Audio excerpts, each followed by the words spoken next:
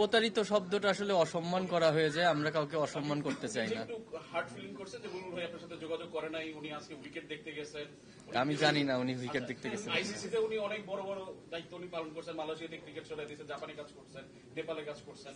বাংলাদেশ ক্রিকেটারদের নিয়ে ওনার কোনো সমস্যা আছে ব্যক্তিগতভাবে, আপনি যেটা মনে করেন? আসলে ওনার তো থাকা উচিত না, কারণ ওনার ব্যাকগ্রাউন্ডও তো ক্রিকেট, তাই না? উনি এক্স ক্যাপ্টেন আমাদের। উনি তো আসার পরে আমরা সবাই আশা করেছিলাম বাংলাদেশ ক্রিকেট আরো উপরের দিকে যাবে। বাংলাদেশ উনি যে ওনার মাথায় যে প্ল্যানগুলো আছে সেই প্ল্যানগুলো দিয়ে বাংলাদেশ ক্রিকেটকে আরো সামনের দিকে এগিয়ে নিয়ে যাবে।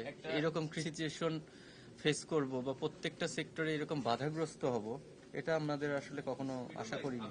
যে সময় চেয়েছে 48 ঘন্টা যদি পরে ওনাকে যদি না সরানো হয়, তখন আলটিমেটলি আবার খেলা বন্ধ হয়ে যাবে জিনিসটা। হ্যাঁ, আবার খেলা বন্ধ হয়ে যাবে।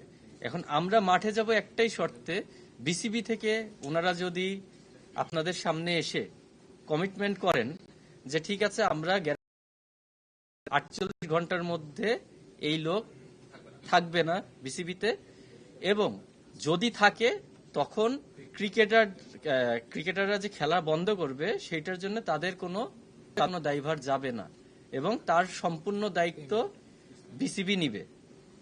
এই শর্তে আমরা আবার মাঠে ফিরতে পারি।